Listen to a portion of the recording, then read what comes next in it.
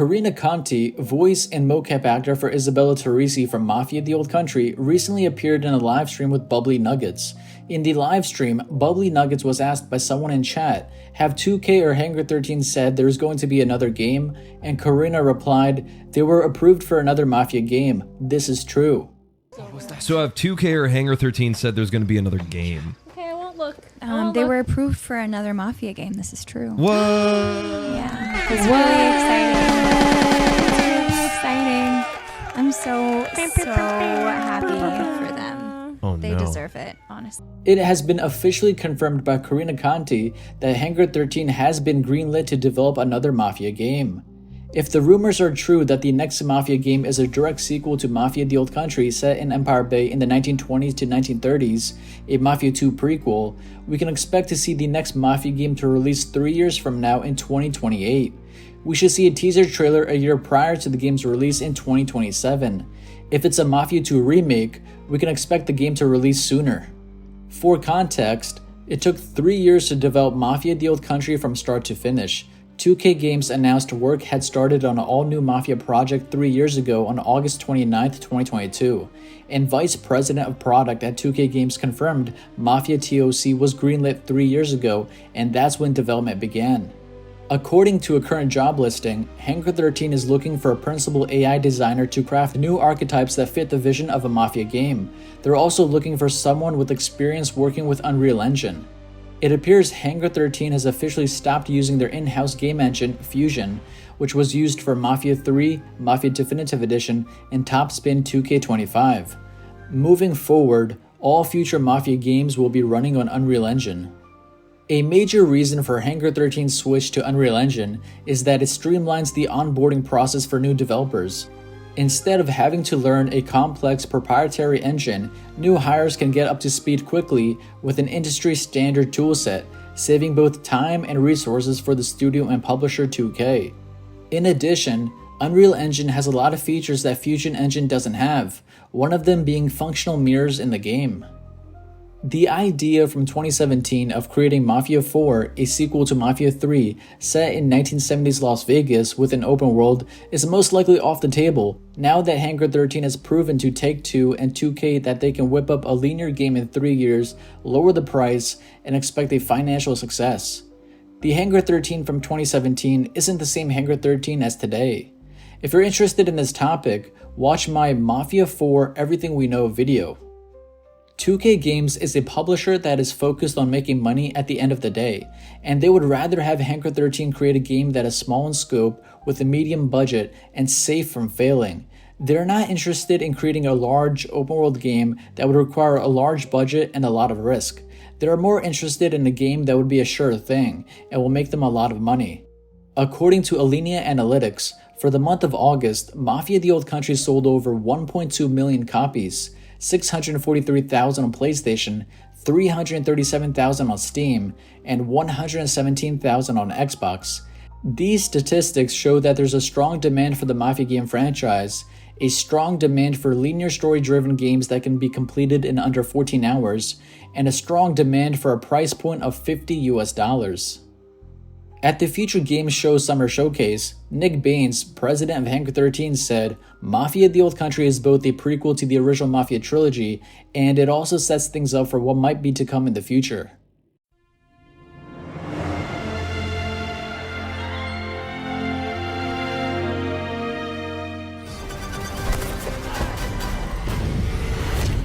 Mafia: The Old Country is both a prequel to the original Mafia trilogy, and it also sets things up for what might be to come in the future. And it also sets things up for what might be to come in the future. And it also sets things up for what might be to come in the future. The next Mafia game could very well be a direct sequel to Mafia: The Old Country set in Empire Bay surrounding the Vinci Moretti War. Perhaps they'll call the game Mafia: The New Country. Maybe we'll play as Leo Galante, Frank Vinci, Carlo Falcone, or a brand new character. They already have the character models for Leo Galante, Frank Vinci, and Giuseppe Balmentieri. These are 3 of the 6 returning characters in Mafia: The Old Country. A lot of Mafia game fans want the protagonist of the next Mafia game to be Isabella and Enzo's son. but I don't think this is going to happen, and here's why. In Chapter 14 of America, when we play as Isabella, we are tasked to find something to break the balcony's door's lock to escape the room. On the floor are 4 objects: Isabella's journal, a hairpin, a photograph of Isabella with her mother, Rosa Torrisi, and a letter from Enzo where he says he was thinking about baby names, and why not the name Rosa for a girl after Isabella's mother. When I played the game, I found it odd that the developers didn't include a name for a baby boy in Enzo's letter, but I guess this was intentional. It's not a coincidence that Enzo's letter mentioning Rosa as a baby girl's name was placed right next to a picture of Isabella with her own mother, Rosa. The omission of a baby boy's name, in addition to Enzo's letter mentioning Rosa, plus a photograph of Isabella's mother, Rosa, heavily implies that Enzo's baby is a girl whom Isabella will name Rosa to honor her mother and Enzo's final suggestion. If the next Mafia game is truly a sequel to Mafia: The Old Country, I wouldn't be surprised if Isabella and her daughter Rosa make a small cameo as a fan service. Remember, Isabella wanted nothing to do with the life. She wanted to distance herself from anything associated with her father. So the theory of Isabella marrying Leo Galante is stupid. That's not what she would have wanted.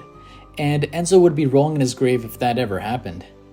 I wouldn't be surprised if Nick Baines plays it safe by making the next Mafia game a Mafia 2 prequel, a direct sequel to Mafia TOC.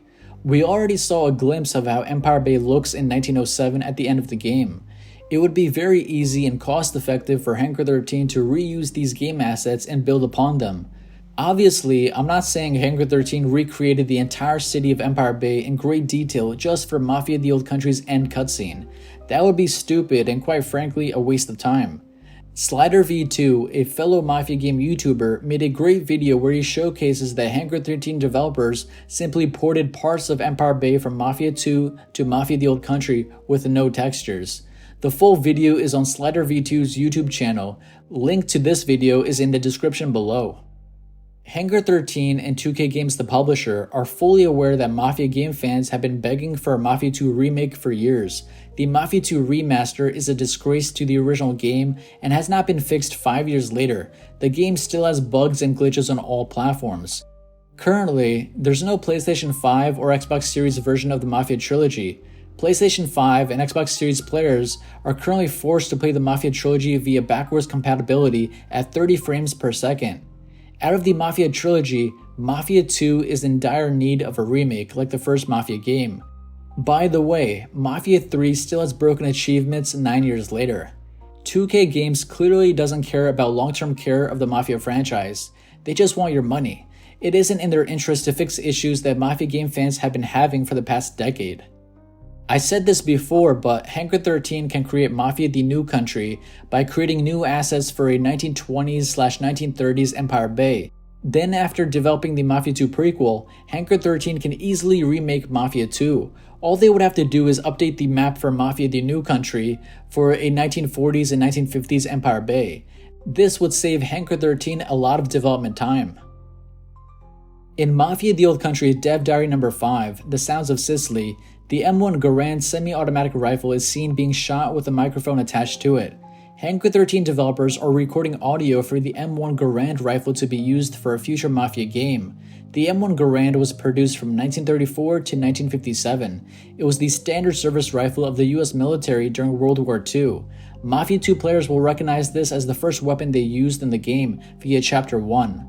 In Mafia: The Old Country Dev Diary No. 5, The Sounds of Sicily, we can also see the M1 Carbine semi-automatic rifle with a microphone attached to it. Hangar 13 developers are recording audio for the M1 Carbine rifle to be used for a future Mafia game. The M1 Carbine was produced from 1942 to 1945. This gun is also known for being used in World War II. And if you look closely at this table, there's a Magnum and .38 revolver. Both pistols are in Mafia 2. The Magnum or Smith & Wesson Model 27 was first introduced in 1935. The .38 revolver, or .38 Special, was a common sidearm cartridge used by United States military personnel in World War II. The Smith & Wesson Model 10 snub-nosed version was made in 1936. Hangar 13 has already added the 1911 pistol in Mafia TOC as a loyalty reward for playing Mafia 2 Definitive Edition. Hangar 13 devs can easily port this gun to the next Mafia game. They just have to fix the trigger. I don't know how this made it past playtesters. The trigger looks very off here. Given that Mafia the Old Country is set in 1900 Sicily, it is very odd that the developers were recording audio for guns used 30 to 40 years later in World War II, unless this is for a Mafia 2 remake or a Mafia 2 prequel. I guess we'll find out in a few years if Hangar 13 is currently working on a Mafia 2 remake or Mafia the New Country, a direct sequel to Mafia the Old Country set in Empire Bay. Let me know what you think in the comments below. Do you think the next Mafia game will be a Mafia 2 remake? Or do you think it's gonna be a Mafia 2 prequel, a direct sequel to Mafia the Old Country? Let me know what you think in the comments below. For the latest Mafia game news, updates, and content, subscribe to Mafia Game Videos.